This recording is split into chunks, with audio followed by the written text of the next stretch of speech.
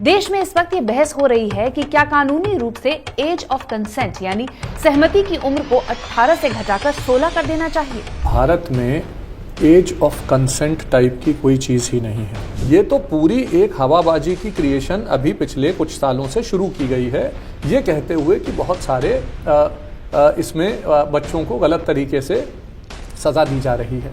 आंकड़े बिल्कुल इसके विपरीत।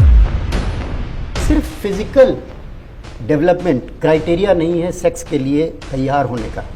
It's a huge responsibility on that particular personality. 50% से ज़्यादा लड़के और 70% के आसपास लड़कियां किसी न किसी सेक्सुअल हैरेसमेंट या सेक्सुअल अब्यूज के शिकार हैं। 66.8% ऐसे बच्चे या तो अपनी फैमिली से या आसपास के लोगों से सेक्सुअली एक्सप्लॉइट होते हैं।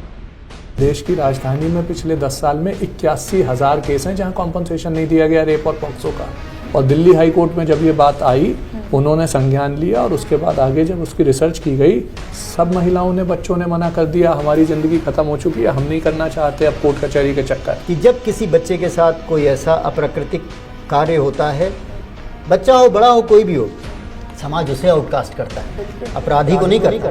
अपराधी खुला घूमता है, धमकी देता है। ये 3% का फिगर ही इसीलिए है क्योंकि उनको डर के आप पीछे बैठा देते हैं। ये उम्र ऐसी होती है when you are discovering your body. आप प्यूबर्टी की उम्र को इसीलिए नाजुक उम्र कहा जाता है जब आप नई नई चीज़ों के आप एक्सपोज होते हो, प्लस आप अपनी बॉडी को सीख रहे हो, तो ये चीज़ें आपको ललायत करती हैं। एज ये डिसाइड नहीं करेगी कि वो ये चीज़ कर भी सकते हैं, और अगर उनके साथ कुछ हो रहा है तो उसके लिए वो खुद ही जिम्मेदार हैं। तो कानून सही गलत को आगे लेके जाते हुए समाज में अपराध की बाउंड्री तय करता है। वेस्टर्नाइजेशन की होड़ है डॉक्टर साहब कि हमें हर तरह से वेस्टर्नाइज होना है, बच्चे बहुत ज़्यादा एक्सपोज हैं चीज़ों से, तो सब चीज़ अलाउ कर दो। तो वहाँ पर इंफॉर्मेशन की कमी है, वहाँ पर अवेयरनेस की कमी है, और वहाँ पर अप्रोच की भी कमी है। बच्चों का अधिकांश यौन शोषण जानने वाले लोग करते हैं, परिवारों में होता है।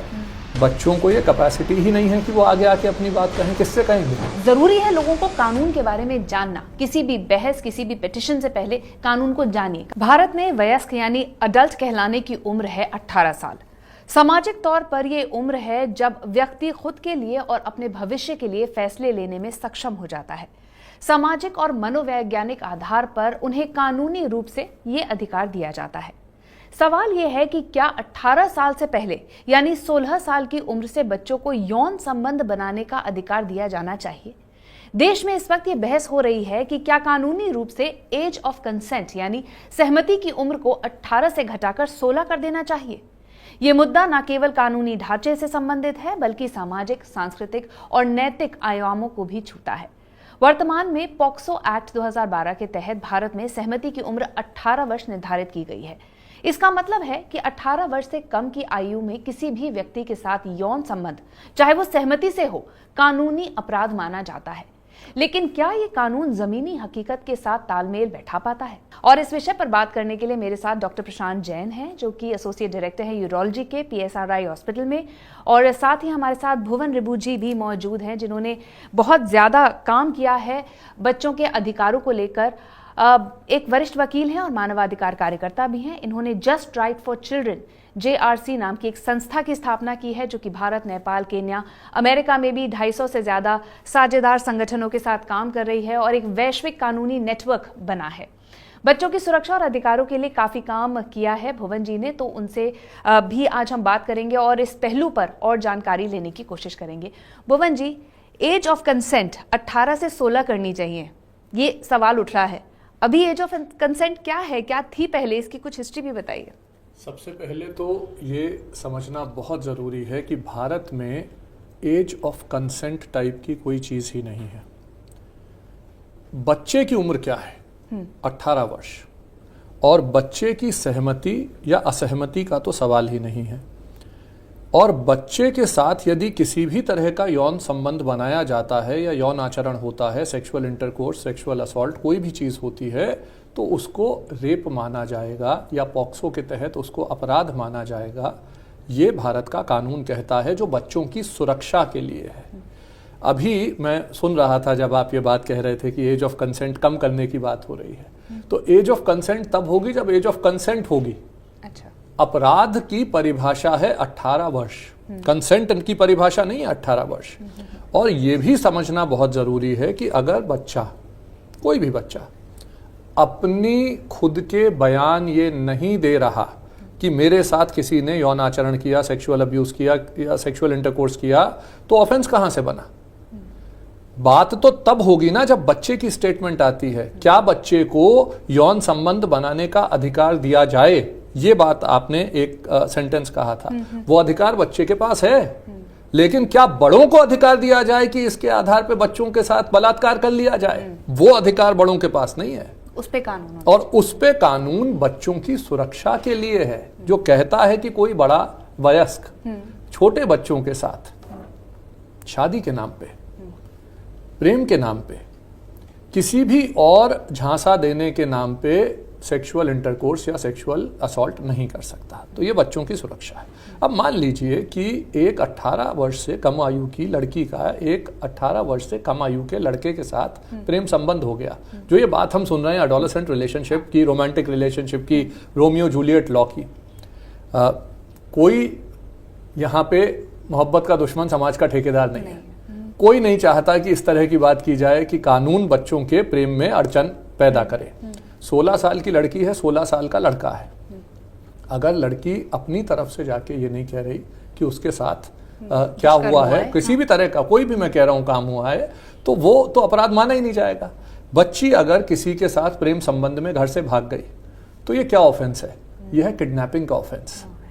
किडनैपिंग के ऑफेंस का, मिसिंग चाइल्ड के ऑफेंस का इन्वेस्टिगेशन होगा। इन्वेस्टिगेशन में पुलिस पूछेगी कि तुम्हारे साथ क्या हुआ था, वो बताएगी बच्ची कि मेरे साथ ABCD हुआ था, उसके बाद पॉक्सो लगेगा। पॉक्सो पहले लगेगा ही नहीं। दूसरा, भारत में भारतीय न्याय संहिता और उससे पहले इंडियन पीनल कोड बड़े क्लैरिटी से ये कहते थे, किडनैपिंग और abduction for illicit intercourse is a crime.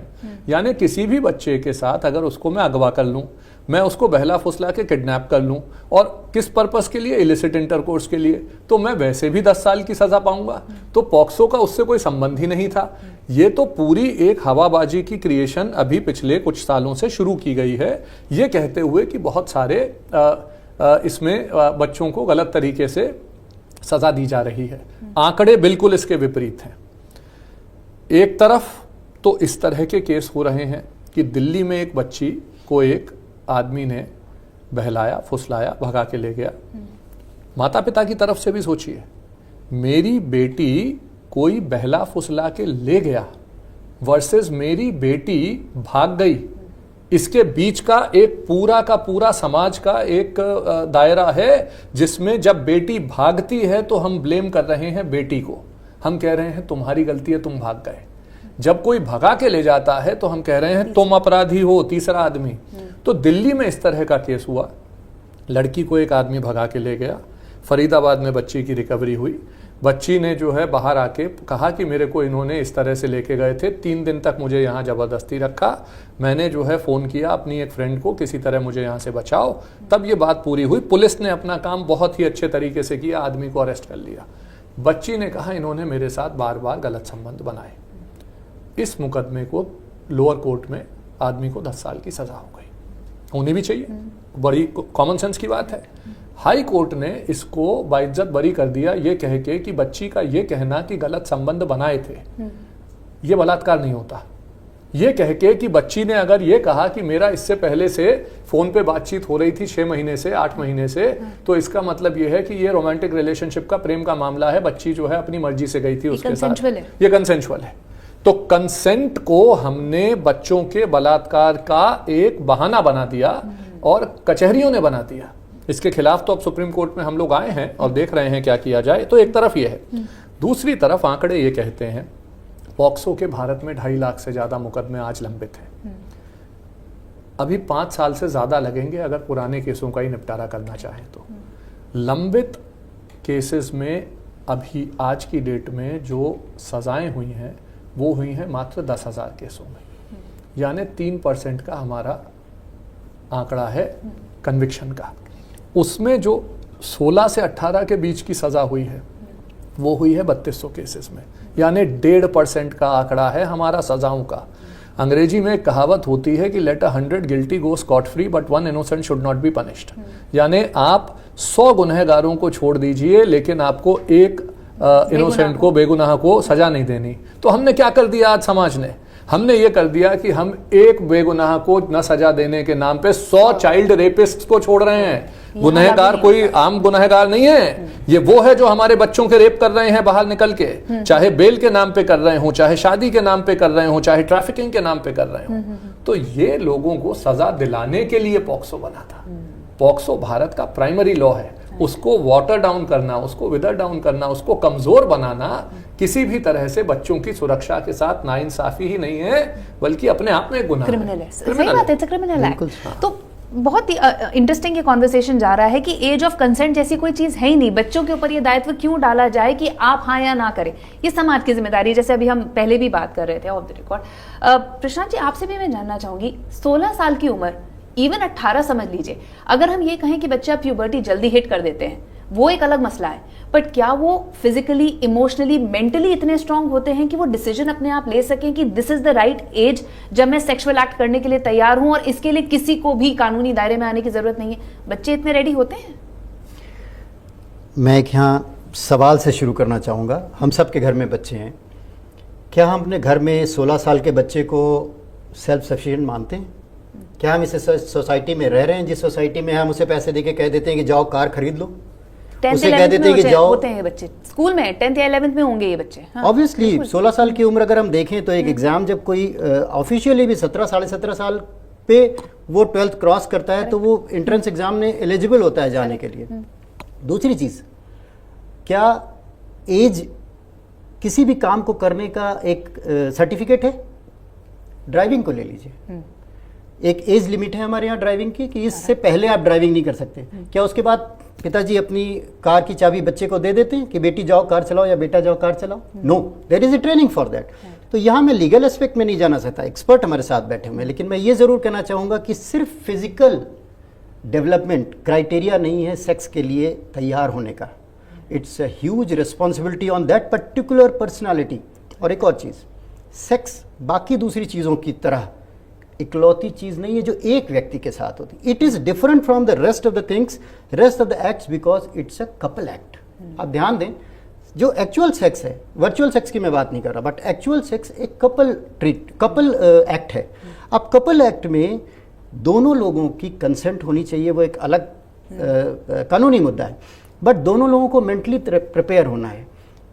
आप सेक्स की बात अगर करें तो समाज में सेक्स दो चीज़ों के लिए किया जाता है, ब्रॉड लेवल पे अगर आप देखें, दोनों की सहमति हो तो भी, चाहे शादी भी करते हैं, जब दो लोग शादी करते हैं एक अडल्ट एज पे, दो चीज़ों के लिए, one is pleasure, any time everywhere anywhere, I mean with in सामाजिक मर्यादाओं में रहते हुए, एंड सेकेंड इज रिप्रोडक्शन, जिससे ये धरती अनंत काल से अनंत काल तक के लिए चली जा रही है। नहीं रिप्रोडक्शन होगा तो रुक जाएगा। बट अगर वो बच्चा या बच्ची mentally, socially, physically, emotionally prepared नहीं है उस दूसरी रिस्पॉन्सिबिलिटी को लेने की, जो कि उसका इमीडिएट इफेक्ट हो सकता है। अगर उसे नहीं पता कि सेक्स के दौरान हमें प्रोटेक्शन यूज़ करना चाहिए, सेक्स के दौरान हमें एसटीडीज से बचना चाहिए, क्या सही तरीका है सेक्स करने का, तो उसको हम कितनी बड़ी जिम्मेदारी में डाल रहे हैं। क्योंकि हमारे समाज में अगर आप देखें, और इसके फैक्ट्स हैं, रिपोर्ट्स हैं कि बहुत सारी, जैसे एडोलसेंट एजुकेशन प्रोग्राम हमारा 2005 में आया,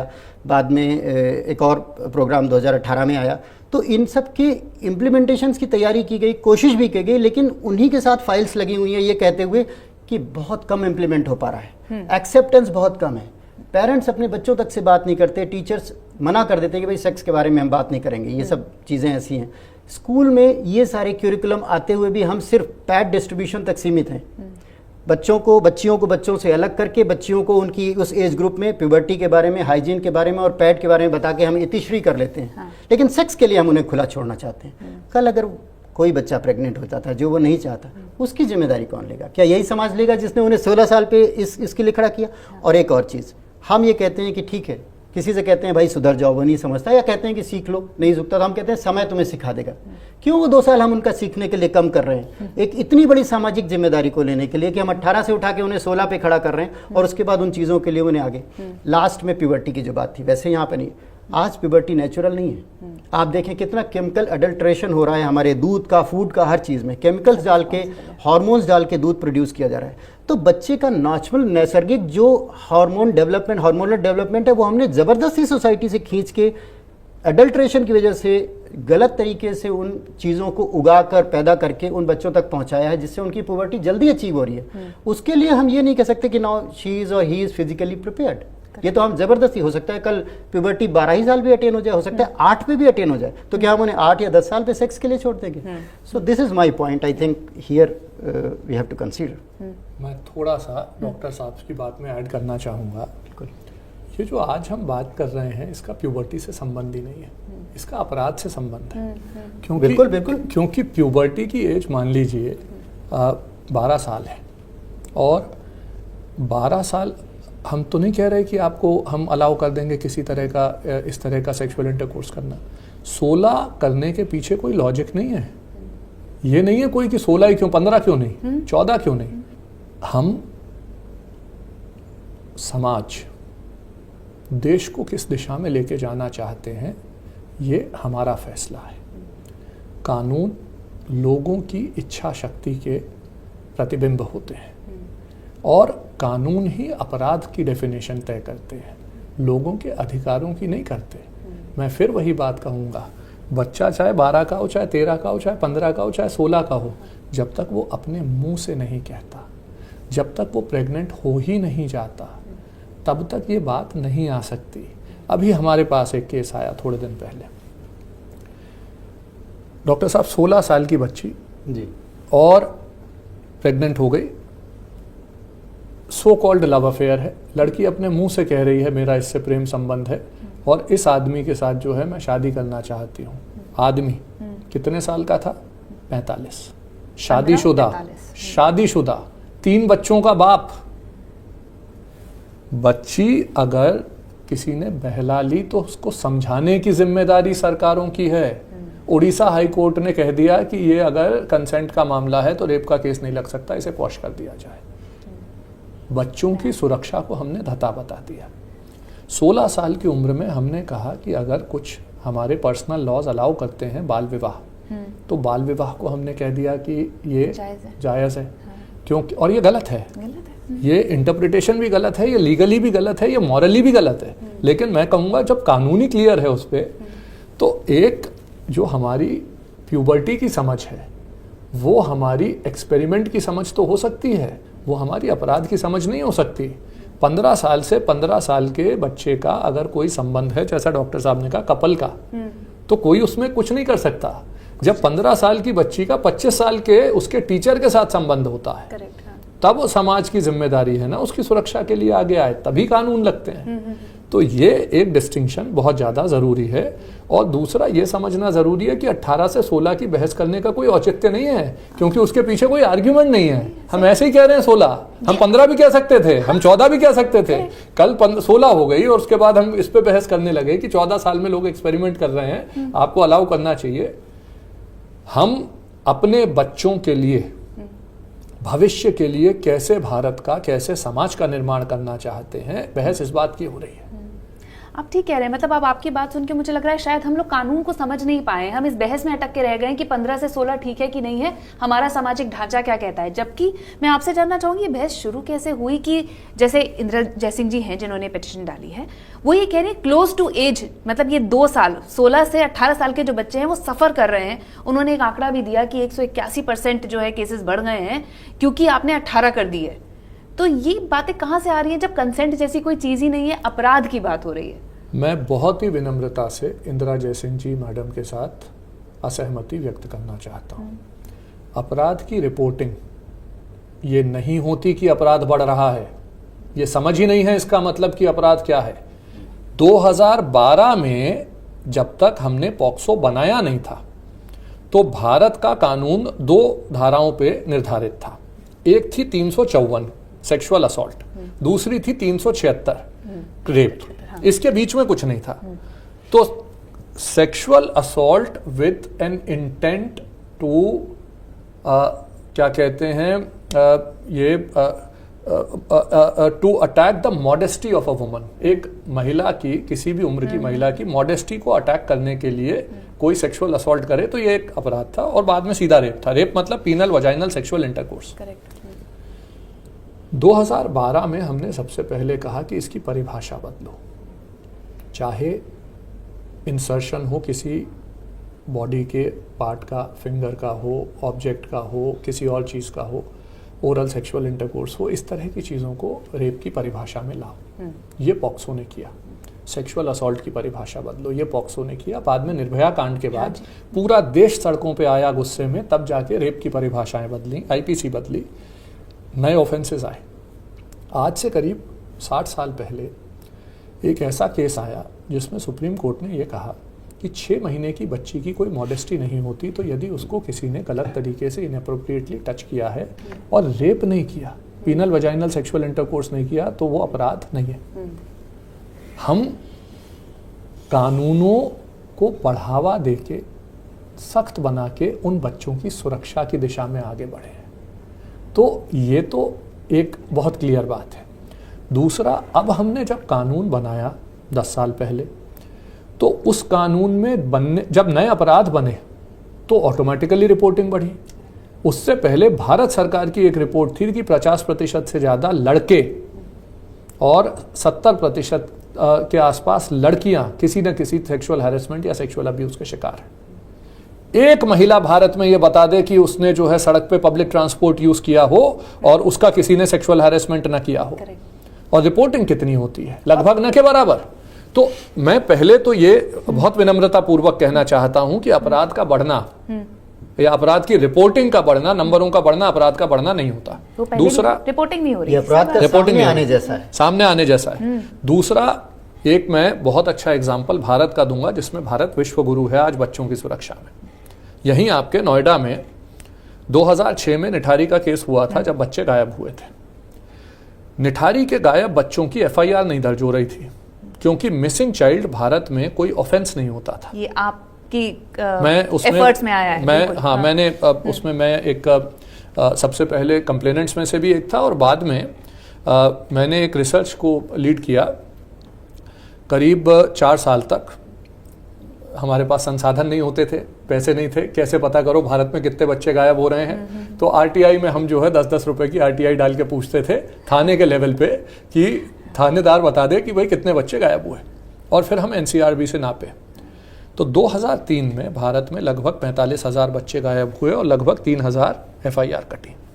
2010 में जब हमारी ये रिसर्च थोड़ी आगे बढ़ी तो लगभग 1 लाख बच्चे गायब हो रहे थे और 8,800 एफआईआर कट रही थी। हर 10 बच्चे के गायब होने पे 1 एफआईआर थी।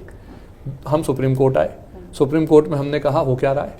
अब हम बात कर रहे हैं गरीब माता पिता की, वो थाने में गए, उन्हें नहीं पता कॉग्निसेबल नॉन कॉग्निसेबल क्या होता है, उन्हें नहीं पता मिसिंग चाइल्ड किडनैपिंग के बीच का फर्क क्या होता है, उन्हें नहीं पता मेरा बच्चा गायब है ये अपराध नहीं है और मेरा बच्चा किसी ने अगवा कर लिया ये अपराध है। तो थाने में वो माँ बाप जा रहे थे। सुप्रीम कोर्ट में हमने कहा कि आप इसको देखिए कि 1 लाख बच्चे गायब हैं, 90,000 भगवान भरोसे हैं। तब सुप्रीम कोर्ट ने एक नए कानून का जन्म दिया और कहा doctrine of presumption of crime, यानी कुछ सिचुएशंस में ये होगा कि आप मान के चलोगे अपराध हो गया और पुलिस प्रूफ करेगी इन्वेस्टिगेशन से कि अपराध नहीं हुआ। तो पुलिस को कहा गया कि अगर बच्चा गायब है, आप मानो कि ये किडनैपिंग या ट्रैफिकिंग का केस है, आप इन्वेस्टिगेशन से प्रूफ करोगे नहीं था, उस बोनस उनके ऊपर दे दिया। अब मैं दोबारा आंकड़ों पे आता हूँ, 45,000, 1 लाख, और जिस साल ये जजमेंट आई उस साल का आंकड़ा था 1,60,000, 1,38,000 ऑफिशियल था, फिर वेस्ट बंगाल वगैरह के आए नहीं थे आंकड़े, तो 1,60,000 के आसपास था। एफआईआर 3,000 थी, 8,500, 8,800 थी और 27,000 थी। जजमेंट के आने के बाद सडनली देश में हवा बदली, पुलिस ने एफआईआर काटनी शुरू की, लोगों को अरेस्ट करना शुरू किया। 2015 में 200% बढ़ा, 55,000 एफआईआर कटी किडनैपिंग एब्डक्शन की, लेकिन गायब होने वाले बच्चों की संख्या 45,000 से 1 लाख से 1,60,000 से गिर के 60,000 रह गई। 1 लाख बच्चे भारत में गायब नहीं हुए 2015 में, क्योंकि उन्हें अगवा करने वाले, किडनैप करने वाले, ट्रैफिकिंग कराने वाले लोग अब अपराधी मान के जेल में डाले गए थे, पकड़े गए, जेल में थे। तो जो ये बात है ना कि अपराध की रिपोर्टिंग बढ़ी है, अपराध की रिपोर्टिंग बढ़ना अपराधी को सजा दिलाने का पहला स्टेप होता है। तो इसलिए ये तो, इसको तो सेलिब्रेट करने की चीज है, और इसको तो अपराध को एक्सपोज करने जैसा है। ये तो वही बात हो गई कि अगर आपने, बहुत सारे लोग बैठे हैं और यहाँ थर्मामीटर आपने लगाया, मैं डॉक्टर की तरह बात कर रहा हूं, बिल्कुल, और 4 को बुखार लगा तो आपने कहा कि यार बुखार बढ़ रहा है। बुखार नहीं बढ़ रहा है, समाज में बुखार है, लेकिन आपने पता करना शुरू किया कि 10 में से अब 4 को बुखार है। पहले 10 में से 0 को बुखार है, थर्मामीटर लगाया ही नहीं है। अब जब ये कानून बना और मिसिंग चिल्ड्रन के मुकदमे दर्ज होने शुरू हुए और ये संख्या घट गई, आज भी ये संख्या जो है 70-80 हजार से ऊपर नहीं गई है। 80 हजार बच्चे गायब होते हैं, 70 हजार FIR कटी हैं और रिकवरी भी 85% बच्चों की हो रही है। तो ये एक भारत ने पूरी दुनिया को सिखाया कि प्रोसिक्यूशन इज द आंसर। एक तो अपराध का रिपोर्टिंग एक बात है। दूसरा, आज से लगभग 2.5 साल पहले सुप्रीम कोर्ट ने यही बात की थी। ये आज नहीं शुरू हुई, सुप्रीम कोर्ट ने ये बात की और मल्टीपल हाई कोर्ट्स ने ये कहा कि भैया एज ऑफ कंसेंट के ऊपर जो है हम चाहते हैं लॉ कमीशन एक इस पे संज्ञान लेते हुए रिकमेंडेशन दे कि भारत का कानून क्या होना चाहिए। लॉ कमीशन ने सबसे बात की, सारे देश की स्टडी की, सारी जजमेंट्स एनालाइज की, सारी चीज़ों को जो है समझा। और उन दिनों संयुक्त राष्ट्र की एक रिपोर्ट आई थी, या संयुक्त राष्ट्र की बैकिंग से एक रिपोर्ट आई थी, एक NGO की, भारत के चीफ जस्टिस ने लॉन्च की थी, जो ये कहती थी कि पॉक्सो के 40% से ज़्यादा मुकदमे यही फर्जी हैं और इसी तरह के 16-18 टाइप के रोमांटिक रिलेशनशिप्स के हैं, इन्हें सजा दी जा रही है। हमने पूछा कि आपका आधार क्या है, मेथोडोलॉजी क्या है रिपोर्ट का। उन्होंने कहा जी रिपोर्ट की मेथोडोलॉजी है, हमने जजमेंट एनालाइज किए। कितनी जजमेंट? 200 से कम। 2.5 लाख मुकदमे हैं भारत में पॉक्सो के, 200 जजमेंट एनालाइज करके आपने फैसला कर लिया अपराध हुआ कि नहीं हुआ। और जजमेंट की एनालिसिस कैसे की जा सकती है? क्योंकि जजमेंट का आधार होता है नंबर 1 अपराध हुआ कि नहीं, नंबर 2 अपराधी कौन था। जजमेंट तो ये भी कह रही है ना कि अपराधी कोई नहीं था। आज हम 20 साल बाद कह दें कि निठारी के अगर दोनों जो अक्यूज थे वो छूट गए तो क्या निठारी में अपराध नहीं हुआ? किसी बच्चे की डेथ नहीं हुई? किसने मारा निठारी के बच्चों को? अगर उन्होंने नहीं मारा तो किसी की तो जिम्मेदारी है। तो ये रिपोर्ट बाद में वापस ले ली गई, इसको खत्म कर दिया गया। और लॉ कमीशन ने एक बड़ी अच्छी रिपोर्ट दी सितंबर 2023 में। जो रिपोर्ट में ये कहा लॉ कमीशन ने कि पॉक्सो के साथ छेड़खानी नहीं की जा सकती, पॉक्सो में कोई एज ऑफ कंसेंट नहीं इंट्रोड्यूस की जाएगी। और 2 तरह की बातें उन्होंने बताई। पहली, अगर वाकई दोनों के बीच में रोमांटिक रिलेशनशिप है और दोनों 18 के नीचे हैं तो प्रोटेक्शन वैसे ही है जुवेनाइल जस्टिस एक्ट में, कुछ नहीं करने की जरूरत है। और यदि दोनों के बीच का एज डिफरेंस 3 साल से कम है, लड़की मान लीजिए 17 की है और लड़का 18 का है या 19 का है, तो उन्होंने कहा कोई एज ऑफ कंसेंट वगैरह की जरूरत नहीं है। गंभीर अपराधों में, रेप के अपराधों में एक छोटा सा प्रोविजो डाला जा सकता है कि यदि कोई ट्रैफिकिंग नहीं है, कोई चाइल्ड मैरिज नहीं है, कोई इसके अंदर इल इंटेंशन नहीं है, बेसिकली माने ग्रीवस हर्ट नहीं है, स्टॉकिंग नहीं है, बच्ची के कोई पुराना अपराधी नहीं है, ये इसका कोई हिस्ट्री नहीं है, और लड़की की स्टेटमेंट कंसिस्टेंट है, पहले दिन से कह रही है मेरा इससे प्रेम था। अगर वो लगातार ये चीजें चल रही हैं तो कोर्ट मिनिमम पनिशमेंट हटा दे, मिनिमम पनिशमेंट हटा दे और कोर्ट उसके बाद छोड़ सकता है। बात खत्म, कोर्ट के डिस्क्रिप्शन पे। अब क्या उन्होंने कंसेंट कम करने की बात की? नहीं। क्या उन्होंने कंसेंट इंट्रोड्यूस करने की बात की? नहीं। उन्होंने कहा कि इन्वेस्टिगेशन और ट्रायल के बिना आप फैसला कर ही नहीं सकते, तो कोर्ट जो है ये फैसला करेगा। इन आधार पे आधार भी दे दिए। आज भारत में बच्चों की, जैसे आपने बात की कि उनको अपनी फिजिकल, अपनी बॉडी के बारे में ही नहीं पता, पहली बात तो ये कंसेंट वाला मुद्दा ही नहीं है। लेकिन क्योंकि ये एंगल भी सामने आया है कि आपने बोला बच्चे डिप्रेशन में जा सकते हैं, ये उम्र ऐसी होती है when you are discovering your body. आप प्यूबर्टी की उम्र को इसीलिए नाजुक उम्र कहा जाता है, जब आप नई नई चीज़ों के आप एक्सपोज होते हो, प्लस आप अपनी बॉडी को सीख रहे हो, तो ये चीज़ें आपको ललायत करती हैं। तो ऐसी स्थिति में डिप्रेशन एक बहुत बड़ी समस्या आगे जाके हो सकती है, रिजेक्शन हो सकता है। मान लीजिए कि पहली बार में आप जाते हैं और आपका एक सेक्सुअल रिलेशनशिप किसी के संग बनता है, फिर आप रिजेक्ट हो जाते हैं या कुछ भी होता है, तो ये बच्चों की मनस्थिति में आगे भी असर डाल सकता है। तो 18 साल से कम उम्र, जैसे वयस्क उम्र से नीचे किसी भी चीज में कंसेंट देने का अधिकार तो देना ही नहीं चाहिए बच्चों को।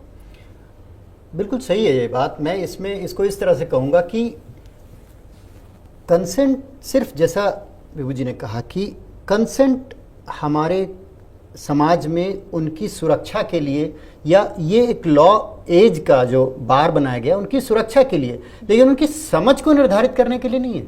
18 साल में भी मैं तो ये कहूँगा कि यदि मेरी बेटी है और 18 साल में वो इस चीज़ के लिए मैच्योर नहीं है कि वो सेक्सुअली इंडिविजुअल डिसीजन लेके सेक्सुअली एक्टिव हो जाए या कुछ इस तरीके का डिसीजन इंडिविजुअल ले ले, तो मैं उसमें इंटरवीन करूँगा। अदरवाइज फैमिली का, समाज का, सोसाइटी का या कोर्ट कचहरी का सबका रोल ही क्या है? फिर तो सबको खुला छोड़ देना चाहिए, एक एज के बाद वो जो करें वो सही है। तो यहाँ पर बहुत सारी मर्यादाओं का हमें ध्यान रखना है। सिर्फ एज ये डिसाइड नहीं करेगी कि वो ये चीज़ कर भी सकते हैं, और अगर उनके साथ कुछ हो रहा है तो उसके लिए वो खुद ही जिम्मेदार हैं। क्योंकि हमारी, देखिए, बहुत सारे लोग इस चीज़ का उदाहरण देते हैं कि विदेशों में तो ये होता है तो हमारे यहाँ क्यों नहीं होता है। भाई, विदेशों में जो दूसरी चीज़ें होती हैं वो हमारे यहाँ होती हैं क्या? तो हमने अपने समाज को जिया है और उसी समाज को हम लेके आगे चल रहे हैं। जब हम मंगल ग्रह पे जाएंगे और नई कॉलोनी बसाएंगे, उस जगह पे हो सकता है हम नए तरीके से लॉ शुरू करें और उस चीज़ को, यहाँ तो हमको उसी को कैरी फॉरवर्ड करना है। थोड़े बहुत चेंजेस हम कर सकते हैं, बट उन बच्चों को जो कि अभी अपनी उम्र के एक बहुत इंपॉर्टेंट पड़ाव पे आ रहे हैं, क्योंकि उनके अंदर हार्मोनल चेंजेस की वजह से mainly mental, social, mental and emotional changes हो रहे हैं, और वो सोसाइटी से एक्सपोज हो रहे हैं जिनको कि बिल्कुल हमने अभी तक उन्हें दिखाया नहीं था। कौन से माता पिता अपने भाई बच्चों के सामने sexual act is not a bad thing, ये तो बहुत ही एक्सेप्टेड वो है, लेकिन हम सामाजिक मर्यादाओं में रहते हैं। विदेशों में तो सब सामने करते हैं ये सारी चीजें, जैसा कि अब हम फिल्में भी नहीं देखते, बच्चों के सामने हम उस तरह से नहीं देखते। तो हम उन चीजों पर गर्व करें, ना कि उन चीजों को हम बड़ा पीछेपन की तरह या हम अपने आप को बड़ा पिछड़ेपन की तरह लेके चलें, ऐसा तो नहीं है। तो जो बच्चों की एक मानसिक स्थिति उसको हमें समझना पड़ेगा, उसे एज से हम डिफाइन नहीं कर सकते। हाँ, एक हमने ओवर द टाइम देखा है, डॉक्टर की तरह भी मैंने देखा है कि हाँ, जब हम एक कंपटीशन में जाने के बाद उसको इंडिविजुअली बाहर रहने के लिए छोड़ सकते हैं। वो अपनी करियर को डिसाइड करने के लिए हमने 18 साल डिसाइड किया है। आपने वोट करने के लिए कि आप क्या एक कौन सी गवर्नमेंट चुने, कैसे आपको अपने समाज को आगे बेहतर करें, उसके लिए कि आपने एक आर्बिट्ररी लाइन खींची है। तो इसके लिए भी इसी तरीके से उससे पहले आप उसको फांदने के लिए तैयारी मत तैयार शुरू करें, और अगर करना भी है तो आपको पहले भूमिका तैयार करनी होगी। क्या हमारे समाज में सेक्स एजुकेशन को इम्प्लीमेंट किया जा रहा है? क्या हमारे बच्चों से हम सेक्स के बारे में बात करने में सहज हैं? हम तो बड़े हैं। आप किसी भी पेरेंट से पूछ लीजिए कि क्या वो, शायद आपको ये तो परसेंटेज फिर भी आपने बहुत एक 1% और 2% कहा, तो भी हम इतनी बड़ी सोसाइटी में उसको थोड़ा सा एक नंबर मान के चलेंगे। क्या 0.01% पेरेंट्स भी अपने बच्चों से बात करते हैं इसकी? नहीं। एजुकेट करते हैं। हम शादी करते हैं, 1 करोड़ रुपए, 50 लाख रुपए, कई बार बहुत ज्यादा उन पे खर्च कर देते हैं कि शादी बहुत अच्छी होनी चाहिए। नेक्स्ट डे हमें पता है कि क्या होना है। क्या हमने उन्हें एजुकेट किया उसके लिए? सुहागरात का कमरा इतना अच्छा आपने तैयार किया है, क्या आपने ये उन्हें बताया कि बेटा सही एक्ट क्या है? एक समाज की पूरी जिम्मेदारी उन पे है। एक आगे रिप्रोडक्शन एंड जो प्रोजेनी है, एक आगे नई जनरेशन आएगी, वो उन दोनों के ही साथ आने से आएगी। लेकिन क्या उसको हमने technically, emotionally, mentally, physically prepare किया है? आपने अगर 18 से कम अलाउ किया तो कल बाल विवाह हो रहे हैं, बाल विवाह ऑटोमेटिकली माना जाएगा कि ये कंसेंट है। बिल्कुल। बच्चों की ट्रैफिकिंग हो जाए, खरीद फरोख्त हो जाए, जो लड़कियां बेच दी जाती हैं, सेक्सुअल एक्सप्लॉयटेशन में है, प्रोस्टिट्यूशन में है, जिनको पैसा देके जिनका बलात्कार किया जा रहा है, पैसा अगर उन्होंने ले लिया तो वो भी तो कंसेंट माना जाएगा। ये जब हम समाज की बात कर रहे हैं, हम जब समाज के निर्माण की दूसरों के साथ कंपटीशन की बात करें, किसी के साथ, तो हम पहले इसमें कंपटीशन करें ना कि हमने सुरक्षा के लिए क्या किया। yes. हम इसमें कंपटीशन करें ना कि हमारे यहाँ 3% क्यों है कन्विक्शन रेट। बच्चों के बलात्कार का, अक्यूज्ड का कन्विक्शन रेट टोटल केसेस का 3% है। 100 में से 3 को सजा हो रही है। तो डर कहाँ से आएगा? डर कहाँ से आएगा? डर तो उन बच्चों में आ रहा है जिनको कि हाँ, एक तरह से एक्यूज बना दिया। हाँ, मैं बिल्कुल यही कहना चाह रहा। 97% बच्चे जो इस चीज को झेल रहे हैं, गुजरे हैं। वो उस समाज में क्या एक मैसेज लेके बैठे हैं, उस समाज से वो क्या प्राप्त कर रहे हैं, बिल्कुल वो तो खुद एक्यूज्ड फील कर रहे हैं। बिल्कुल। और ये दबी छुपी बात नहीं है। सॉरी, मैंने आपने इंटरप्ट किया। नहीं, आप ये बिल्कुल दबी छुपी बात बिल्कुल, नहीं है हाँ। कि जब किसी बच्चे के साथ कोई ऐसा अप्राकृतिक कार्य होता है, बच्चा हो बड़ा हो कोई भी हो, समाज उसे आउटकास्ट करता है, अपराधी को नहीं करता। अपराधी खुला घूमता है, धमकी देता है। ये 3% का फिगर ही इसीलिए है क्योंकि उनको डर के आप पीछे बैठा देते हैं। आपने उन्हें सामने आने के लिए अब जो एक कानून का प्रोटेक्शन है वो भी पीछे खींचना शुरू कर दिया। क्या हम इसे 1.5% पे या 1% पे लाना चाहते हैं? समाज के वही लोग होते हैं जो आसपास होते हैं आपके। आप सोचिए कि यही बात अगर कल को बच्ची, वैसे कितनी बच्चियां सेक्सुअल अब्यूज का रिपोर्टिंग कर रही हैं, कितनी लड़कियां हैं जो रिपोर्ट करती हैं कि सेक्सुअल हैरेसमेंट, उन्हें घर से कितना सपोर्ट मिलता है सर कि अगर रिश्तेदार या कोई जानकार कर रहा है वो बोलती भी नहीं है। क्यों नहीं? क्योंकि हमारा सिस्टम सपोर्ट नहीं कर रहा, हमारा समाज सपोर्ट नहीं कर रहा। हमारी कचहरियां 2 महीने का कानून है, 2 महीने में रेप के ट्रायल कंप्लीट होना चाहिए, वो नहीं हो रहा। कॉम्पनसेशन उनका राइट है जिसके लिए आप और हम टैक्स देते हैं। कॉम्पनसेशन अवार्ड होना ही चाहिए। दिल्ली में, देश की राजधानी में, पिछले 10 साल में 81,000 केस हैं जहां कॉम्पनसेशन नहीं दिया गया रेप और पॉक्सो का। और दिल्ली हाई कोर्ट में जब ये बात आई, उन्होंने संज्ञान लिया और उसके बाद आगे जब उसकी रिसर्च की गई, सब महिलाओं ने, बच्चों ने मना कर दिया, हमारी जिंदगी खत्म हो चुकी है, हम नहीं करना चाहते अब कोर्ट कचहरी के चक्कर। एग्जैक्टली। तारीख पे तारीख अगर लगती है तो वो आदमी का मनोबल तोड़ती है। और समाज में डर, और समाज में मुझे ये नहीं चाहिए। इसका जो मैसेज है वो अपराधी की तरफ न जाके विक्टिम की तरफ जाता है, तो विक्टिम आगे नहीं आते। हमें अगर कानून में ये दायरे तय करने हैं कि क्या सही है क्या गलत, तो सबसे पहले इस पे तो बहस होने की गुंजाइश ही नहीं होनी चाहिए।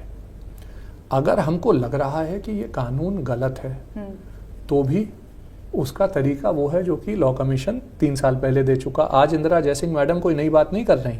और दूसरा, मैं एक बात आपको फिर याद दिलाऊंगा, इंदिरा जयसिंह मैडम ने अपने एफिडेविट में कोर्ट से जो प्रेयर मांगी है, उस प्रेयर में पैरा नंबर 142 में उन्होंने लिखा है कि एज ऑफ कंसेंट कम नहीं होनी चाहिए। ये उनका कोर्ट में एफिडेविट है, बाहर मीडिया क्या बात कर रही है मैं नहीं जानता।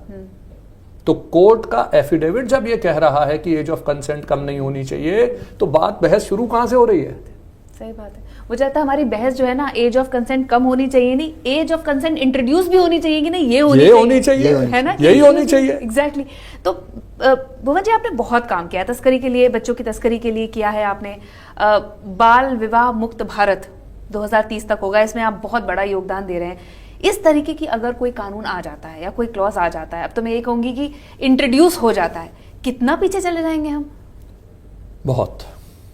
हमारी रोज की लड़ाई ये है कि आज भारत बहुत तेज गति से बच्चों की सुरक्षा में विश्वगुरु बनने की तरफ अग्रणी है।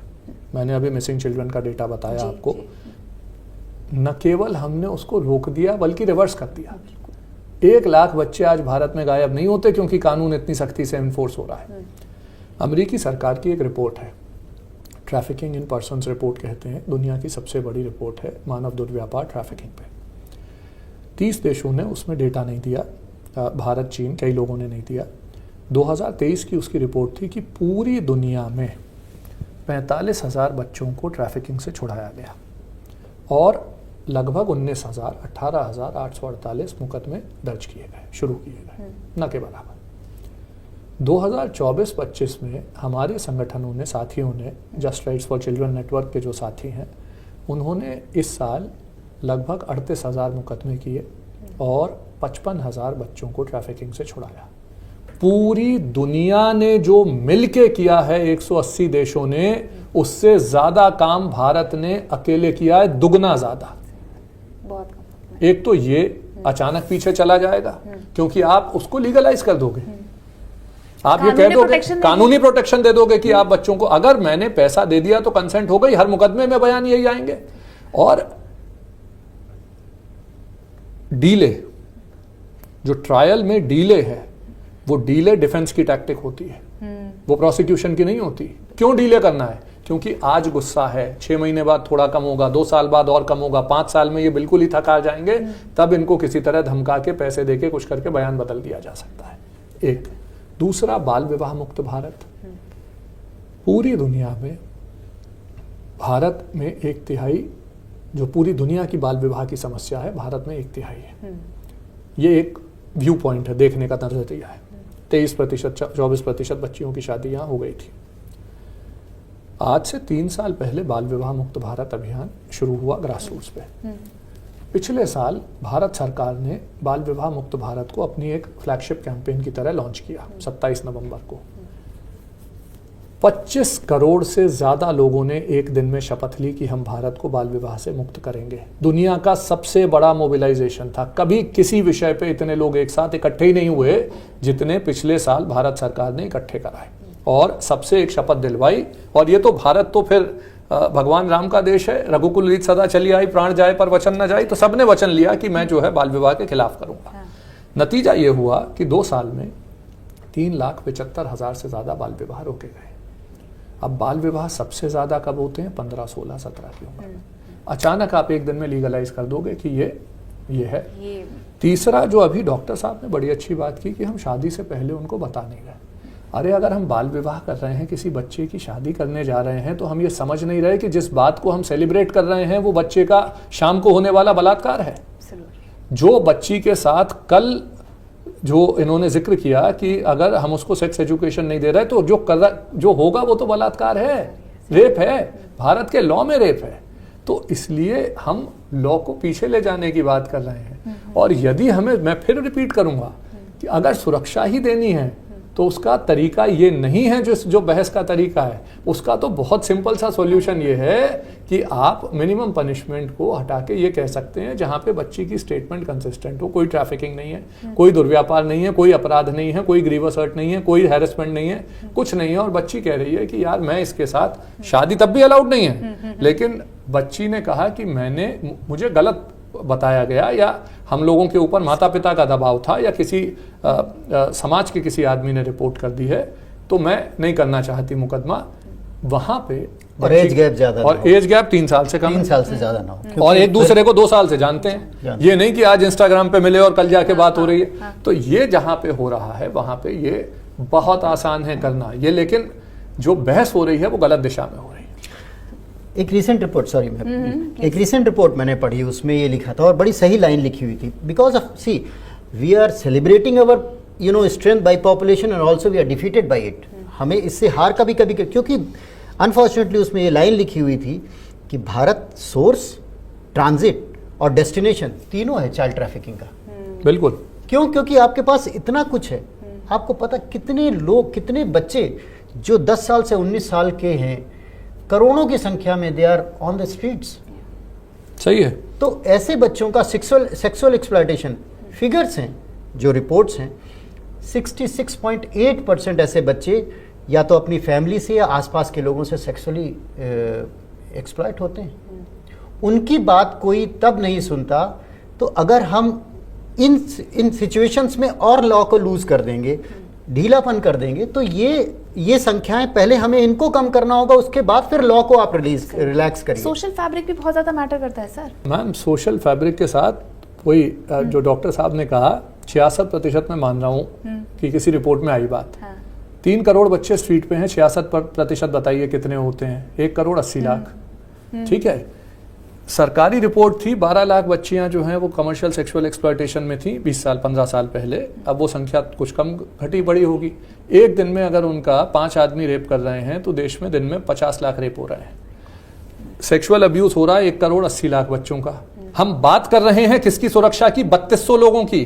3200, 1 करोड़ 80 लाख की जहां रेप हो रहे हैं उन बच्चियों की सुरक्षा की हम बात नहीं कर रहे। और 3200 की सुरक्षा पे पूरी दुनिया लगी हुई है। मैं 3200 की सुरक्षा भी चाहता हूं, लेकिन उन 1 करोड़ बच्चों की को हाशिए पे रख के नहीं। पहले बच्चियों को सुरक्षा दीजिए, पहले पॉक्सो को एनफोर्स कीजिए, पहले कॉम्पनसेशन दीजिए, पहले क्या कहते हैं अपना 2 महीने में ट्रायल कंप्लीट कीजिए, और उसके साथ साथ यदि इस तरह के केस कोई आ जाते हैं तो इनके लिए कानून में छोटा सा बदलाव करने की जरूरत है, वो कर दीजिए। मिनिमम पनिशमेंट हटा दीजिए, दैट्स ऑल। करेक्ट। बट मैं बोल रही हूँ सर कि हमारा सोशल फैब्रिक बहुत ज़्यादा डिफरेंट है इंडिया का, क्योंकि यहाँ पे कल्चर भी बहुत है, रिलीजन भी बहुत है, हर तरह से एक्सप्लॉयटेशन के बहुत सारे स्कोप बढ़ जाते हैं। कानून की मैं बात कर रही हूँ कितना ज़रूरी है। जैसे एक एग्जांपल मैं देना चाहूँगी आर्टिकल 377 का, ठीक है। अब लोगों के दिमाग में बहुत ज़्यादा था कि भाई समलैंगिक रिश्ते जो हैं वो नहीं होने चाहिए, ठीक है, लेकिन एक कानून आ गया तो लोगों में थोड़ी सी एक्सेप्टेंस बढ़ने लगी। अब जैसे अभी हम बात कर रहे थे कि जो हमें जस्टिस मिलने में जितना टाइम लगता है ना, आधे लोग इसलिए वापस ले लेते हैं, आपने सही कहा, कि वो समाज से परेशान हो जाते हैं। समाज आपको इतना नीचे दिखा देता है विक्टिम को कि शायद वो अपनी हिम्मत ही हार जाता है। Law plays such an important role कि लोगों का दिमाग भी चेंज हो। कभी ना कभी एक स्ट्रिक्ट मास्टर बन के बताना पड़ता है कि जो आप सोच रहे हैं, जो आप कर रहे हैं, वो गलत है। मैं थोड़ा सा माफ़ी चाहता हूँ क्योंकि कई बार गेहूं के साथ खून पिस जाता है। ये सेक्शन 377 इसी तरह की बात है। सब चाहते हैं कि इस तरह के समलैंगिक रिश्तों को कोई अपराध न माना जाए, बिल्कुल ठीक है, कोई इसमें कोई दो राय नहीं है। पर वो जो बहस थी वो थी इसे ख़त्म कर दो। आज ये ख़त्म हो गया। मैं बहुत विनम्रता पूर्वक ये पूछता हूँ कि अगर किसी समलैंगिक रिश्ते में किसी आदमी के साथ कोई रेप हो जाए, आज अब्यूज़ हो जाए एडल्ट के साथ, 18 साल के लड़के के साथ, उसकी प्रोटेक्शन क्या है? आपने उसकी प्रोटेक्शन भी हटा दी है। डीक्रिमिनलाइज करना और क्रिमिनल ऑफेंस बनाना फर्क होता है। आपने जब उसको खत्म करने की दिशा में इतनी ज्यादा एडवोकेसी की और खत्म कर दिया तो ये भूल गए कि प्रोटेक्शन भी तो कर रहा था वो। 18 साल के लड़के की प्रोटेक्शन तो खत्म कर दी। उससे कम छोटे बच्चे की क्या प्रोटेक्शन है आज? पॉक्सो। उस पॉक्सो में आप कह रहे हो कि उसमें भी कम करेंगे, और वो तो एप्लीकेशन ऑफ रिस्पॉन्सिबिलिटी है। और समाज की जहां तक बात है, समाज में अगर कोई कुरीति है, कोई बुराई है, उसको सही या गलत करने का फैसला कानून करता है। कानून डिफाइन करता है कि ये वो वैल्यू है जिस पे हम चलना चाहते हैं, ये अपराध है, ये अलाउड नहीं है समाज में, ये कानून तय करता है। जब तक कानून नहीं बनेगा तब तक जो है आप उसको मानते हैं कि ये तो ठीक है, चलता है। आज से 10 साल पहले भारत में बाल मजदूरी अलाउड थी, 2016 में उसको प्रोहिबिट किया गया। क्या वो सही थी? आज से 12-13 साल पहले ट्रैफिकिंग के खिलाफ भारत में कानून नहीं था, सिर्फ ITPA था जो सेक्सुअल एक्सप्लॉयटेशन से डील करता था। भारत का संविधान कहता है आर्टिकल 23 में कि traffic in human beings and begar are punishable offences. केवल 2 संविधान में फंडामेंटल राइट हैं जो कि पनिशेबल ऑफेंस हैं। कोई आर्टिकल नहीं है संविधान में, अनटचेबिलिटी और ट्रैफिकिंग। 2 के बारे में लिखा गया कि ये पनिशेबल ऑफेंस है। हमने कानून नहीं बनाया। कब तक नहीं बनाया? 2013 तक। क्या वो सही था? नहीं। तो कानून सही गलत को आगे लेके जाते हुए समाज में अपराध की बाउंड्री तय करता है। ये एक्सेप्टेबल बिहेवियर है, ये नहीं है। आज पॉक्सो क्या तय कर रहा है? 18 वर्ष से कम उम्र के बच्चे के साथ किसी भी तरह का सेक्सुअल बिहेवियर एक्सेप्टेबल नहीं है। अगर हमें ये we should call a spade, हमें वो कहना चाहिए जो सच है। क्या हम ये कहना चाहते हैं कि 18 साल से कम उम्र के बच्चे के साथ सेक्सुअल बिहेवियर एक्सेप्टेबल है? तो उम्र और कंसेंट वाला की कोई बात ही नहीं आती है। कंसेंट की वही बात मैं कहना चाहता हूँ, कंसेंट की कहीं बात ही नहीं आती है। यहाँ बात तो इस चीज की आती है कि आप एक सोसाइटी के उस वर्ग को जो कि खुद भी सक्षम नहीं है, उसको आप प्रोटेक्ट कितना कर पा रहे हैं। आई थिंक ये वेस्टर्नाइजेशन की होड़ है डॉक्टर साहब कि हमें हर तरह से वेस्टर्नाइज होना है। बच्चे बहुत ज्यादा एक्सपोज हैं चीजों से, तो सब चीज अलाउ कर दो, but we don't know that we are not protecting them. है पार्शियल, लेकिन जो अच्छी चीजें हैं वो हम अडॉप्ट नहीं कर रहे हैं। हमने योगा उन्हें दे दिया, हम खुद नहीं कर रहे हैं। लेकिन हम उन चीजों को यहाँ लाना चाहते हैं जिनसे कि थोड़ा सा भौतिक बदलाव भले हो जाए, लेकिन जो हम पहले से कहते आ रहे हैं कि हमारे संस्कार या हमारे जो और भी जो पिलर्स हैं हमारी सोसाइटी को स्ट्रेंथ देने के, उनको हमें स्ट्रांग करना है, ना कि उन्हें वीक करना है। अब इन चीज़ों में भी मैं फिर अपने टॉपिक पे आना चाहूँगा, अपने सब्जेक्ट पे आना चाहूँगी कि एज ए डॉक्टर जब मैं ये समाज में देखता हूँ कि लोगों के लिए इन जनरल मेडिकल अवेयरनेस इतनी ज़्यादा है, इतनी अनअवेयरनेस इतनी ज़्यादा है, उन्हें यही नहीं पता कि उनकी शरीर में अंग कितने हैं, कौन सी किडनीज कहाँ होती हैं, ब्रेन तो पता होता है, चलिए कुछ लोग मजाक में भले कहीं और बता दें वरना उन्हें पता है कहाँ है, लेकिन उसका इस्तेमाल करके बाकी सारी चीज़ों के इंटरनल ऑर्गन्स के बारे में, अपनी बीमारियों के बारे में इतना कम पता है, कोई उसके बारे में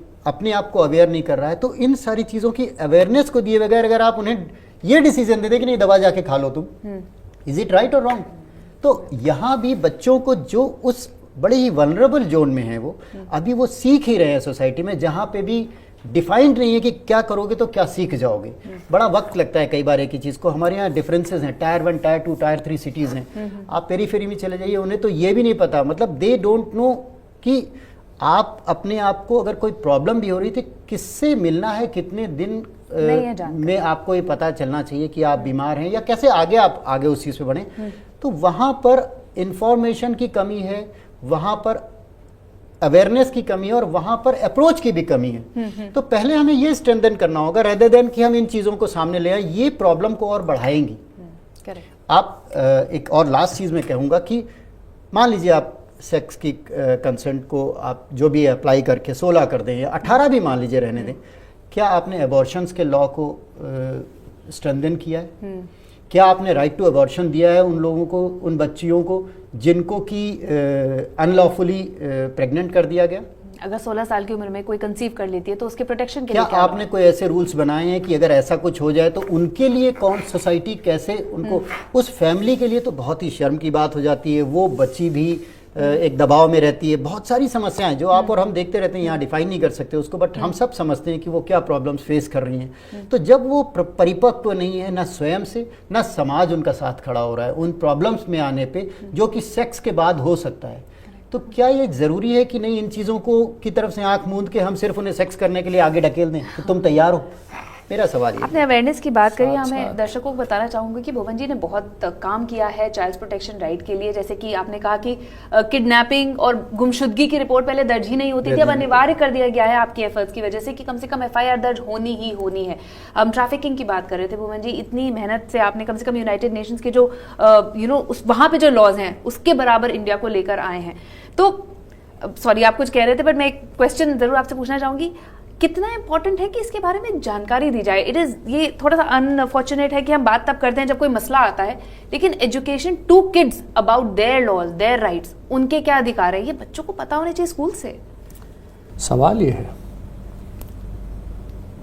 कि सुप्रीम कोर्ट का फैसला है कि सेक्स एजुकेशन दी जाए, वो अभी अपन ने नहीं किया है। सवाल यह है कि पॉक्सो जैसा सख्त कानून बना, अभी 10 साल हुए हैं, उसके रिजल्ट आए भी नहीं है, वो अभी अपन कहीं नहीं पहुंचे। जो बच्चों को अधिकार हम दे रहे हैं वो कागज पे है, अभी वो नीचे तक पहुंचे नहीं है। भारत के 80-90% बच्चों ने पॉक्सो शब्द ही नहीं सुना होगा, उन्हें कोई मतलब नहीं है कंसेंट वंसेंट से, उनको कुछ नहीं पता। तो ये उनके लिए तो सुरक्षा का इशू है ना, वो हमने कुछ नहीं किया अभी तक उस दिशा में, उन दिशाओं। अगर एक बच्ची, ईश्वर न करे छोटी बच्ची प्रेग्नेंट हो जाती है, उसकी सुरक्षा देने के लिए जितनी भी एजेंसीज हैं उनकी जवाबदेही सुनिश्चित करना, जो इंस्टीट्यूशंस हैं इंस्टीट्यूशंस को बनाना। हमने एक पिछले 2 साल पहले एक फ्रेमवर्क बताया था जिससे बाल विवाह का खात्मा होगा, हमने उसे कहा पिकेट यानी पॉलिसी, पी से पॉलिसी यानी अच्छा कानून और उसका एनफोर्समेंट। कानून बना दो और ना एनफोर्स करो तो भी कोई फायदा नहीं है। दूसरा, इंस्टीट्यूशंस जो उस कानून को एनफोर्स करेंगे। जैसे बाल विवाह की अगर हम बात करें 1 मिनट के लिए, जो रेप है जिसका सीधा संबंध कंसेंट से है, भारत में 23% बच्चियों के बाल विवाह हो गए, ये सरकारी आंकड़ा है, NFHS की रिपोर्ट है। लेकिन 2018 से 22 के बीच में 5 साल में मात्र 3500 मुकदमे दर्ज हुए थे, मात्र 1 साल के 700, न के बराबर। तो अगर आप लॉ को उठा के रख दोगे तो कोई फ़ायदा नहीं है। इसी के साथ साथ चाइल्ड मैरिज प्रोहिबिशन ऑफिसर्स नहीं थे, कुछ नहीं था। पिछले 3 साल में बहुत कुछ बदला भारत में। आज 40,000 से ज़्यादा चाइल्ड मैरिज प्रोहिबिशन ऑफिसर हैं भारत में। तो इंस्टीट्यूशन बनाओ, कैपेसिटी बढ़ाओ, उन इंस्टीट्यूशंस को एक दूसरे के साथ कोऑर्डिनेट करने की जगह दो, नॉलेज बढ़ाओ कम्युनिटी में, बच्चों में, फैमिलीज में, लोगों में जागरूकता का फैलाई जाए कि हर रेलवे स्टेशन पे, हर आपके बस अड्डे पे, हर पब्लिक प्लेस पे ये मैसेज है कि 18 वर्ष से कम उम्र के बच्चे के साथ कुछ भी करना जो है वो अपराध है, इतने साल की सजा होगी। ये मैसेज हो लोगों के पास। बच्चों का अधिकांश यौन शोषण जानने वाले लोग करते हैं, परिवारों में होता है। बच्चों को ये कैपेसिटी ही नहीं है कि वो आगे आके अपनी बात कहें, किससे कहेंगे? इसके बाद इसमें बजटरी एलोकेशन करो। बजटरी एलोकेशन मस्ट है। आज भी भारत में निर्भया फंड है, जो कि एक प्रॉपर फंड है महिलाओं बच्चों की सुरक्षा के लिए। उसमें 3000 करोड़ रुपए अनस्पेंट रहते हैं साल के, यूज नहीं हो पा रहे। वो स्टेट गवर्नमेंट्स को यूज करने हैं, वो करना जरूरी है। तो उनकी सुरक्षा के लिए इनको आगे बढ़ाया जाए और टेक्नोलॉजी को यूज किया जाए। टेक्नोलॉजी, भारत में सबसे बड़ी सेक्स ऑफेंडर्स रजिस्ट्री है दुनिया में। 12 लाख से ज्यादा सेक्स ऑफेंडर्स भारत में आइडेंटिफाइड है, किसी को नहीं पता, उसका कहीं यूज नहीं होता। मैंडेटरी किया जाना चाहिए कि किसी भी बेल सुनने से पहले कोर्ट ये देखेगा कि ये सेक्स ऑफेंडर्स रजिस्ट्री में इसका नाम तो नहीं है आदमी का। कोई भी स्कूल में अपॉइंटमेंट, कोई भी सरकारी दफ्तर में अपॉइंटमेंट, किसी भी ऐसी जगह, अस्पतालों में जहां बच्चों का आपको एक्सेस है, सेक्स ऑफेंडर्स रजिस्ट्री के चेक किए बिना किसी की अपॉइंटमेंट नहीं होगी। बिल्कुल सही। ये ऐसी स्ट्रक्चरल बातें हैं जिन पे बहस होनी चाहिए और इनमें कोर्ट को और सबको अपना समय लगाया जाना चाहिए। बाकी तो ऐसा है कि अगर एक भी बच्चा गलत तरीके से जेल में है, ऐसा, और बच्चा नहीं कहना चाहिए, मैंने गलत शब्द यूज किया, 19-20 साल का आदमी, तो उसको तो कोर्ट आज भी दे रहे हैं प्रोटेक्शन, कल भी देते रहेंगे। ऐसा तो है नहीं कि लोग छूट नहीं रहे। आज तो मैं ये कहूंगा कि वो 97 लोग जो कि रेप के लिए अक्यूज्ड हैं, ऐसा तो नहीं है कि वो 97 के 97 जो है वो बेगुनाह थे। आप गुनहगारों को छोड़ भी रहे हैं क्योंकि बर्डन ऑफ प्रूफ बच्चे के ऊपर है। आज भी जिस कानून में साफ तौर पे लिखा है बच्चे को कुछ नहीं प्रूफ करना, बच्चे ने जैसे ही एलिगेशन लगा दिया अब आदमी प्रूफ करेगा, लेकिन अपन सोच नहीं रहे उस तरह से। तो ये कुछ ढांचागत और व्यवस्थागत चीजें हैं जिसके ऊपर भारत में बहस होनी चाहिए। कोर्टों की जवाबदेही, हाई कोर्टों की खास तौर पे, लोअर कोर्ट में हमने कहा 2 महीने के अंदर ट्रायल कंप्लीट करो, हाई कोर्ट और सुप्रीम कोर्ट में भी हो कि इतनी समय सीमा के अंदर पॉक्सो के केसेस का निपटारा होगा। लंबित रहते हैं ऊपर की अदालतों में। दूसरा, कंपनसेशन नहीं मिला तो जवाबदेही सुनिश्चित हो, क्यों नहीं मिला, किसने नहीं दिया? जब प्रोविजन है तो क्यों? तो प्रोविजन है तो क्यों नहीं दिया? तीसरा, शेम और ब्लेम मस्ट स्विच साइड्स, यानी बच्चे की गलती नहीं है, अपराधी की गलती है। आप देखिए, मैं यहाँ दिल्ली में एक केस में गया था जहाँ पे जब मैं जा रहा था तो उन्होंने कहा कि ये मैंने फलाना पता पूछा तो पान की दुकान वाले ने कहा अच्छा वो रेप वाला घर। रेप वाला घर और रेपिस्ट वाले घर के बीच में फर्क है। हम रेपिस्ट वाले घर को रेपिस्ट वाला घर नहीं कह रहे, हम रेप वाले घर को रेप वाला घर कह रहे हैं। ये देश में एक गंभीर समस्या, ये दुर्भाग्य है हमारा, दुर्भाग्य हमारा। तो ही सबसे ज्यादा, सॉरी, बट सही कह रहे हैं आप, यही हमारी सबसे बड़ी लड़ाई है। ये हमारी सबसे बड़ी लड़ाई है कि हम एक्यूज्ड को एक्यूज कहने से डरते हैं। और आज अगर हम अखबार उठा के देखें तो हम 16 साल के बच्चों को क्या मैसेज दे रहे हैं फ्रंट पेज पे कि सुप्रीम कोर्ट इस पे बहस कर रहा है कि कल को अगर तुम्हारे साथ किसी ने कुछ कर दिया तो तुम चले मत जाना कोर्ट। और मैं फिर वही कहूंगा, उन पे अधिकार तो है। वो जब तक अपने मुंह से नहीं कह रहे कि मुझे सुरक्षा दो, तब तक कैसे पता चलेगा क्या बात हो रही है? तो ये तो एक कोई 2, 4, 10, 50 बिरले केस होंगे जहां कोई प्रेग्नेंट हो गई बच्ची और डॉक्टर ने रिपोर्ट कर दी। उनके अलावा तो बच्ची अपने मुंह से बोलेगी तभी तो ये बात आ रही है। तो ये जो पूरी की पूरी बहस है, ये बच्चों की सुरक्षा को केंद्र में रख के होनी चाहिए। बिल्कुल, ये कानून बच्चों के लिए है और अधिकांश बच्चों के लिए है। तो बच्चों की सुरक्षा को जैसे ही हम सामने रख देंगे वैसे ही ये सारा जो है धूल का गुबार हट जाएगा और हमें क्लैरिटी से समझ आ जाएगा कि हमें बच्चों की सुरक्षा के लिए कानून तो ऐसा ही चाहिए। उसमें अगर किसी के साथ गलत होता है तो उसके लिए एक छोटा सा एक्सेप्शन क्रिएट करने में कोई बुराई नहीं है। That is all. जरूरी है लोगों को कानून के बारे में जानना। किसी भी बहस, किसी भी पिटिशन से पहले कानून को जानिए, कानून को समझिए, अपने बच्चों को एजुकेट कीजिए और ये समझिए कि कानून हमारी प्रोटेक्शन के लिए बनाए जा रहे हैं, इन्हें फॉलो करना भी उतना ही जरूरी है। भुवन जी, बहुत बहुत शुक्रिया इस चर्चा में जुड़ने के लिए। आपका भी, प्रशांत जी, आपका भी बहुत बहुत शुक्रिया आज का बतरस देखने के लिए। धन्यवाद। देश में इस वक्त ये बहस हो रही है कि क्या कानूनी रूप से एज ऑफ कंसेंट यानी सहमति की उम्र को 18 से घटाकर 16 कर देना चाहिए। भारत में एज ऑफ कंसेंट टाइप की कोई चीज़ ही नहीं है। ये तो पूरी एक हवाबाजी की क्रिएशन अभी पिछले कुछ सालों से शुरू की गई है, ये कहते हुए कि बहुत सारे इसमें बच्चों को गलत तरीके से सज़ा दी जा रही है। आंकड़े बिल्कुल इसके विपरीत हैं। सिर्फ फिजिकल डेवलपमेंट क्राइटेरिया नहीं है सेक्स के लिए तैयार होने का। It's a huge responsibility on that particular personality. 50% से ज़्यादा लड़के और 70% के आसपास लड़कियां किसी न किसी सेक्सुअल हैरेसमेंट या सेक्सुअल अब्यूज के शिकार हैं। 66.8% ऐसे बच्चे या तो अपनी फैमिली से या आसपास के लोगों से सेक्सुअली एक्सप्लॉइट होते हैं। देश की राजधानी में पिछले 10 साल में 81,000 केस हैं जहां कॉम्पनसेशन नहीं दिया गया रेप और पॉक्सो का।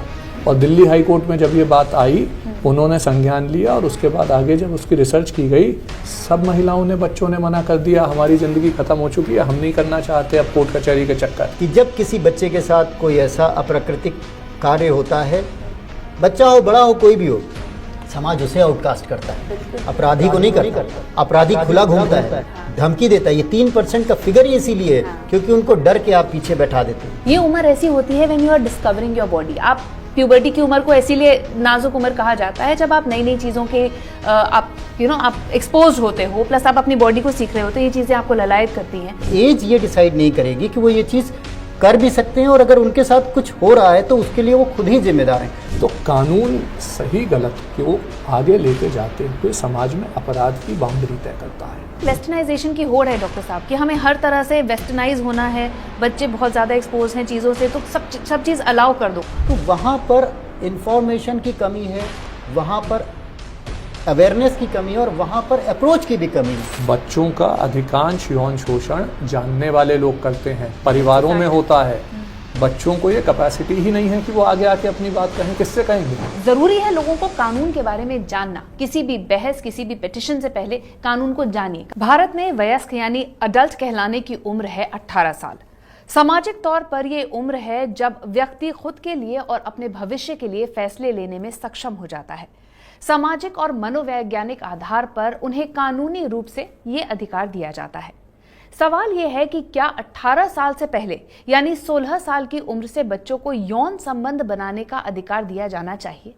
देश में इस वक्त ये बहस हो रही है कि क्या कानूनी रूप से एज ऑफ कंसेंट यानी सहमति की उम्र को 18 से घटाकर 16 कर देना चाहिए। ये मुद्दा न केवल कानूनी ढांचे से संबंधित है बल्कि सामाजिक, सांस्कृतिक और नैतिक आयामों को भी छूता है। वर्तमान में पॉक्सो एक्ट 2012 के तहत भारत में सहमति की उम्र 18 वर्ष निर्धारित की गई है। इसका मतलब है कि 18 वर्ष से कम की आयु में किसी भी व्यक्ति के साथ यौन संबंध, चाहे वो सहमति से हो, कानूनी अपराध माना जाता है।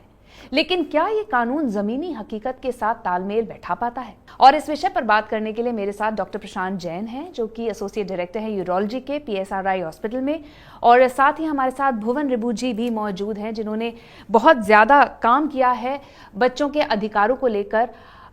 एक वरिष्ठ वकील हैं और मानवाधिकार कार्यकर्ता भी हैं। इन्होंने just right for children JRC नाम की एक संस्था की स्थापना की है, जो कि भारत, नेपाल, केन्या, अमेरिका में भी 250 से ज्यादा साझेदार संगठनों के साथ काम कर रही है और एक वैश्विक कानूनी नेटवर्क बना है। बच्चों की सुरक्षा और अधिकारों के लिए काफी काम किया है भुवन जी ने, तो उनसे भी आज हम बात करेंगे और इस पहलू पर और जानकारी लेने की कोशिश करेंगे। भुवन जी, एज ऑफ कंसेंट 18 से 16 करनी चाहिए, ये सवाल उठ रहा है। अभी एज ऑफ कंसेंट क्या है, क्या थी पहले, इसकी कुछ हिस्ट्री भी बताइए। सबसे पहले तो ये समझना बहुत ज़रूरी है कि भारत में एज ऑफ कंसेंट टाइप की कोई चीज़ ही नहीं है। बच्चे की उम्र क्या है? 18 वर्ष। और बच्चे की सहमति या असहमति का तो सवाल ही नहीं है। और बच्चे के साथ यदि किसी भी तरह का यौन संबंध बनाया जाता है या यौन आचरण होता है, सेक्सुअल इंटरकोर्स, सेक्सुअल असॉल्ट, कोई भी चीज़ होती है, तो उसको रेप माना जाएगा या पॉक्सो के तहत उसको अपराध